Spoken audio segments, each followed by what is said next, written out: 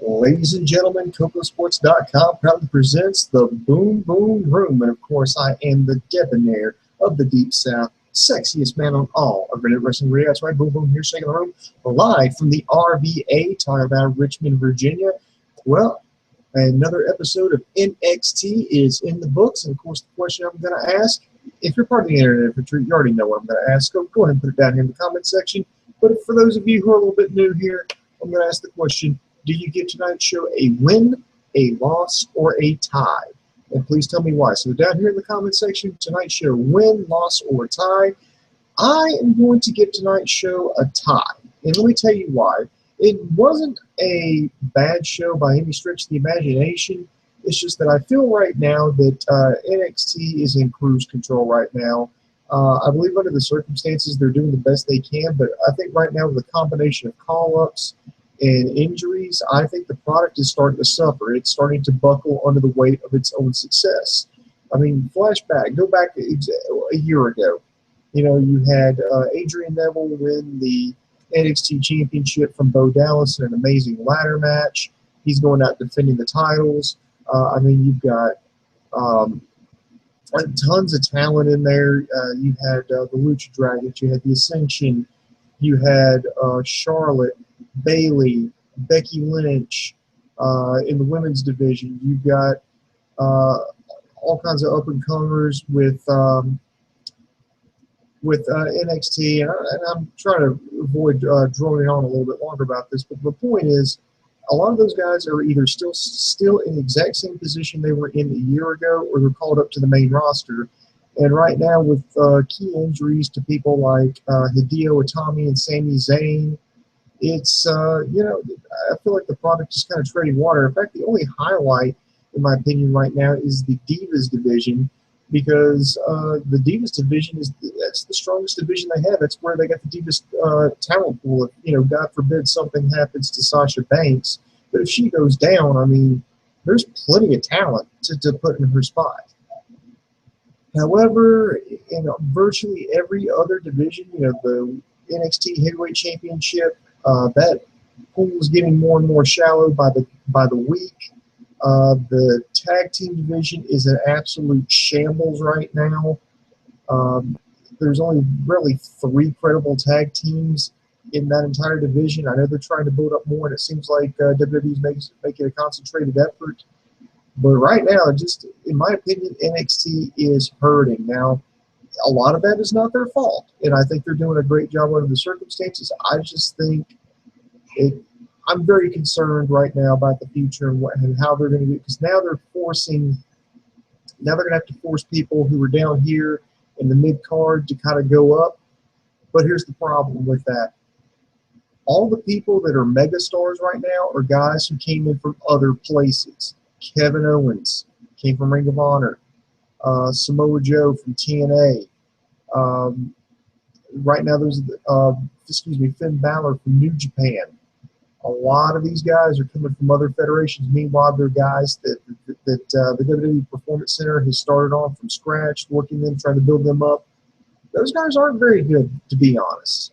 And now it's not to say that if you pull somebody from scratch, they're never going to be any good. And people that they pull from, it doesn't matter, from New Japan, from Ring of Honor, from TNA, from FIP, PWG, NWA, whatever, and those guys are going to be megastars. It's not what I'm trying to say. I just feel like the product overall is hurting. So what does that have to do with tonight's show? I just feel like a lot of this was on Showcase tonight. First of all, we had the return of Mojo Rawley, in-ring that is. Of course, he suffered a shoulder injury, kayfabe, at the hands of Tyler Breeze last year. This is the first time we've seen him in 2015. I'm not really going to pass judgment on him. I was not a huge fan of his first push. I mean, I think the gimmick was great. You know, I don't get hyped. I stay hyped. And I think they're trying to wean him back in, try to get him a little bit more acclimated, which is why they put him in a tag team match. They teamed him up with Zack Ryder. And let me tell you something. If there's any place that Zack Ryder needs to be, it's NXT. He's fucking over in NXT. The crowd loves him, and I really feel like he had a chance to shine.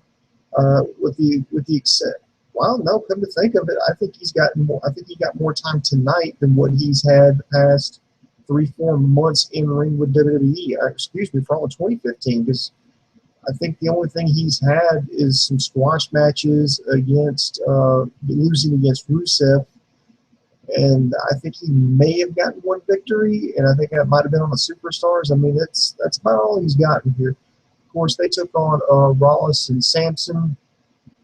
It was just kind of an introductory to kind of get Mojo Rawley back, which I think is the perfect thing for them to do. Is, you know, don't throw him in a gimmick where he has to go balls to the wall. That's his gimmick, and risk injury. Put him in a tag team match. He can work some limited stuff, and plus, I think it helps the tag team division because, like I said, that's where I feel like WWE or NXT, well, which is run by the WWE, but NXT is suffering the most.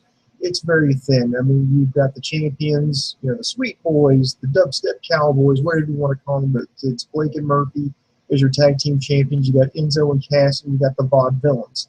Now, I know they're trying to work up, you know, they're trying to work up some new tag teams. You had Scott Dawson and Dash Wilder. You had Salt and Fury, Angelo Dawkins. Jason Jordan is in a gimmick storyline right now where he's looking for another tag team partner since his breakup with Ty Dillinger. So they're on the right track. They're at least acknowledging the fact that it needs work, and they're trying to put together some tag teams. But these guys are progressing very slowly, and I'd rather them do that than rush. So if that's where it's them. But the match itself was okay. It was welcome back to Mojo Rawley. Of course, they went with like a version of like a Doomsday device where Zack Ryder hit a Rough Rider while Mojo Rawley put I think it was Samson up on his shoulders. Forgive me if I fucked that up. But pretty much standard good tag match. I think it was a good way to start off the show. Next, we saw a commercial promoting live from Tokyo, Japan on July the 4th. Finn Balor going to get his NXT title shot against Kevin Owens. Looking forward to that match.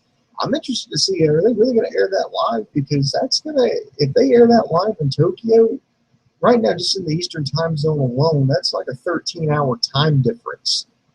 So if you want to know what it's going to be like with Japan, like, for instance, right now is me doing this, it's 9:30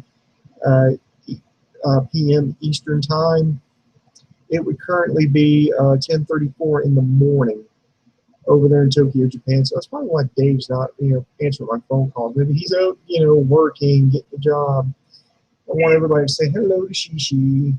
Yes, Shishi decided to join me for the show, so that's what the tail is. You see, cat decided to jump up in my lap.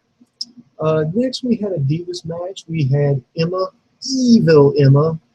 They should give her a goatee because she's evil Emma. So evil, she's not evil, she's evil. Evil Emma taking on Blue Pants. And dear WWE, I know you're about to call up Charlotte and, frankly, Emma, Bailey, Sasha, Becky, they're not going to be there forever, so please sign Blue Pants. I love me some Luka Bates, and judging by the response she got, the crowd really loves her too. So I think it would definitely be a smart move on WWE's part to just go ahead and hire the girl. I think maybe, and this is just all pure speculation, I think the only thing keeping Blue Pants off the roster is maybe Blue Pants, because Triple H apparently likes her. WWE.com did an interview with her earlier this year. So I think it would definitely excuse me. I think it would definitely be beneficial to the roster. I mean, hell, they love her, so why not take advantage of that and go ahead and get her in? So go ahead and hire Blue Pants. But the match itself, it was pretty much all Emma.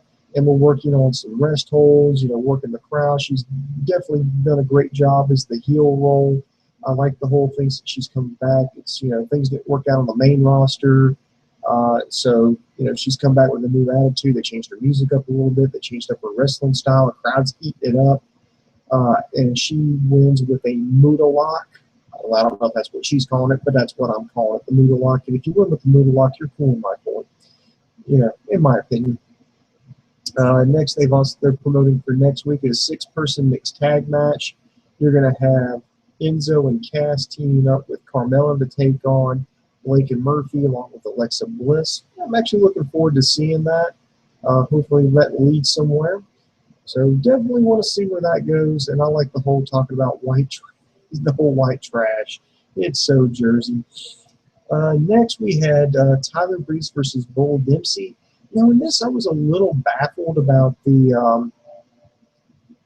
booking of this match because you don't typically see heel versus heel because you want to have somebody be booed. Somebody, what's the point? Why do you hold interest if you're going to boo both these? I mean, kayfabe-wise, people like Tyler Breeze. But if you want to boo, you're typically going to boo boo these guys out of the buildings. What's the point of this match? Again, I think it solidifies Tyler Breeze's spot on the NXT roster. And I guess they kicked off a storyline with this because in this, it actually made sense. Tyler Breeze is a lot smaller than Bull Dempsey, so how do you beat a guy that's bigger than you? Well, you got to outsmart him.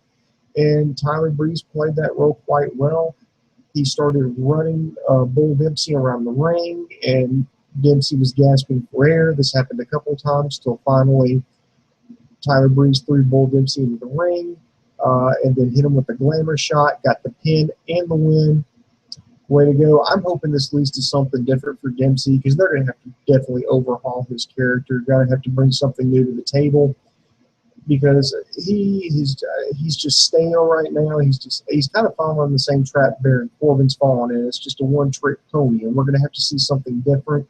We're going to have to see more. We're going to have to see him do longer matches. We're going to have to see him hold our attention to make us care about it. When I say make them care, I don't mean like, oh my God, I can't wait to see Bull Dempsey. It's just that when he comes out, we're not, shit. Did I pay the light bill?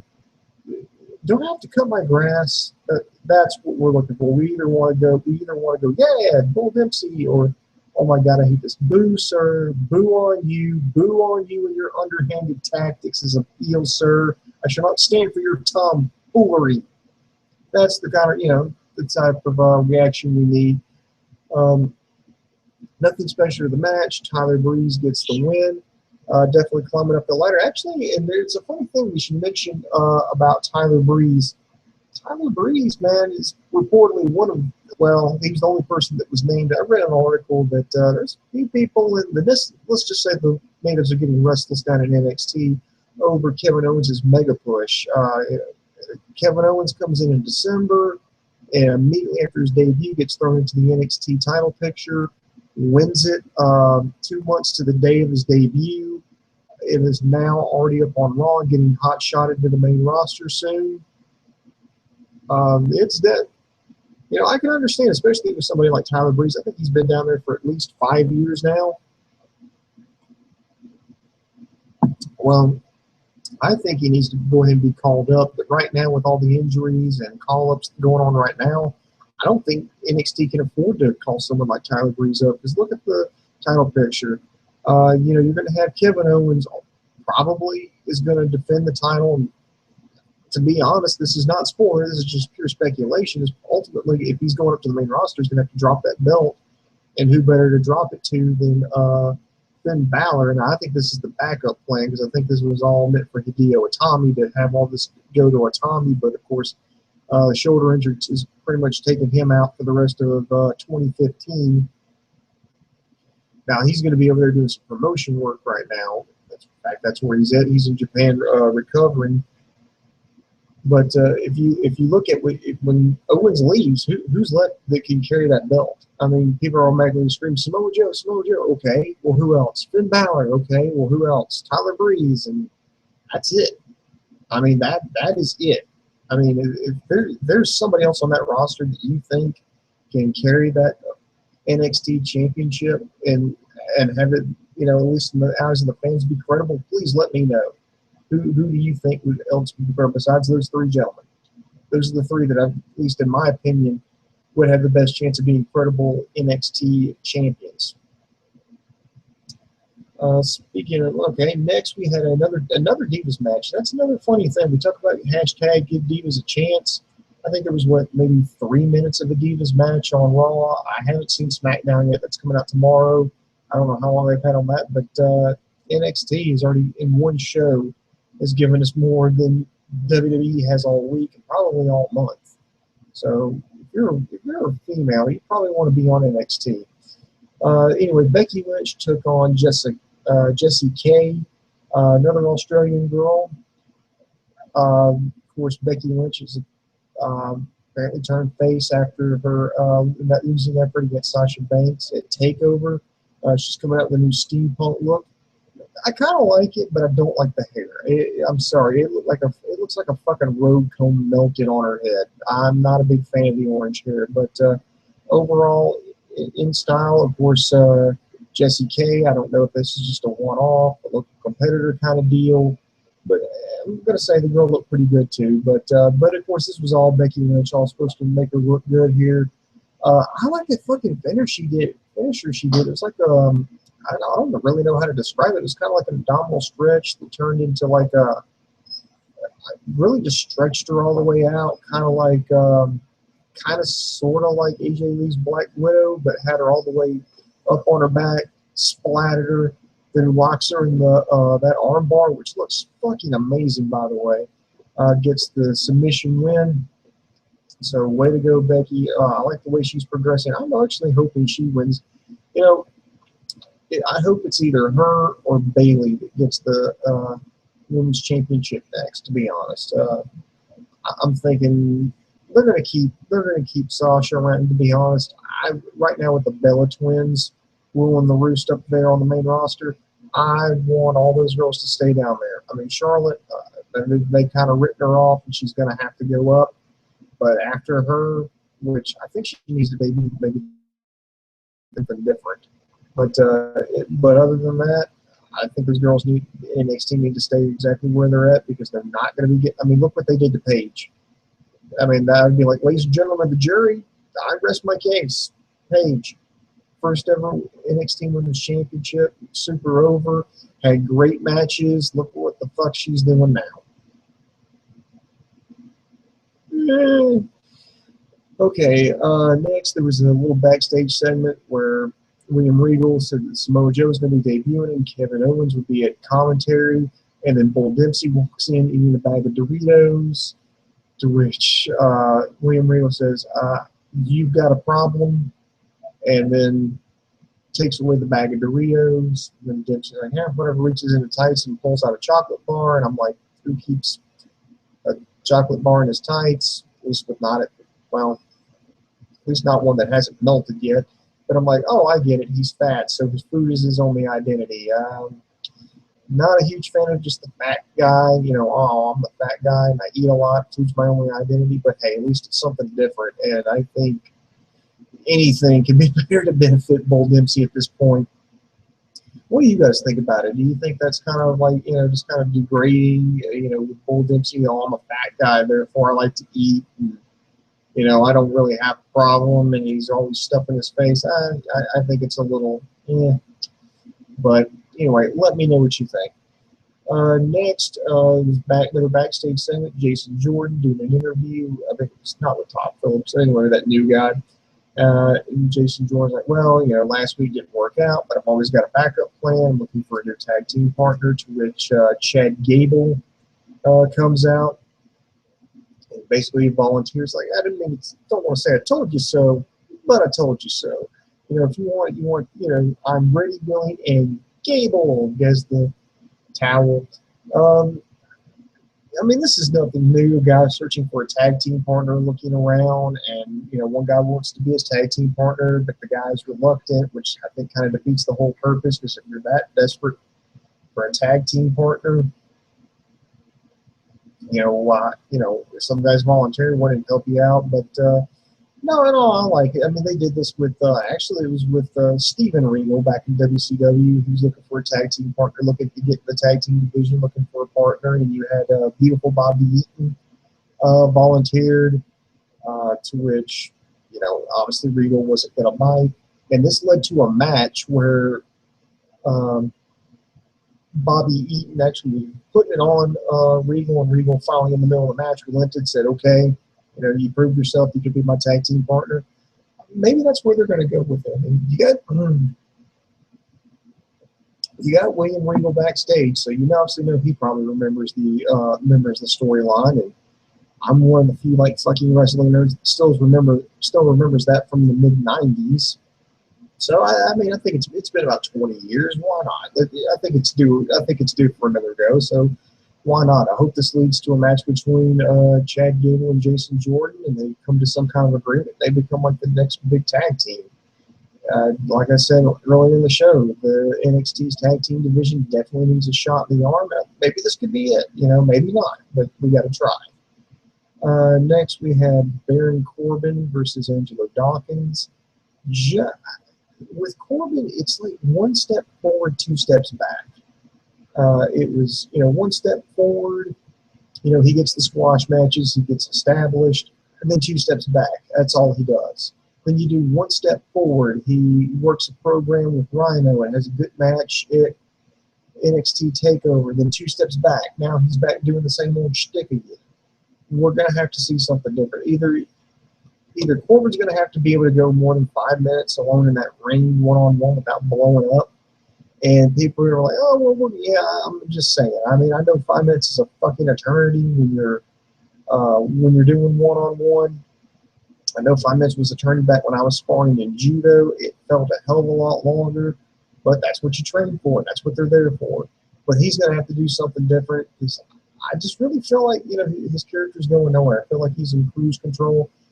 Angelo Dawkins, not much to say about him. I hope he gets maybe some kind of push because they're going to need to start establishing some more big stars, or maybe, God forbid, introduce, right now it's not the right time, but eventually introduce something, not like a television title, not like the U.S. title, I don't want to say cruiserweight. Well, I mean, people keep talking about cruiserweights. Why not? I mean, hell, I would say introduce a junior weight title, the equivalent like New Japan's junior weight title. I guess you could call it the cruiserweight title. People are always obsessed with that. They're like, oh, let's bring back the cruiserweight title. And anytime anything's going stale, like, oh, can we bring back the cruiserweight title? So I think this could be your excuse to have the smaller guys be able to go at it. So, but I think that's a long way off, to be honest. Right now, I think they need to get everything under control. Right now, the women are a solid thing.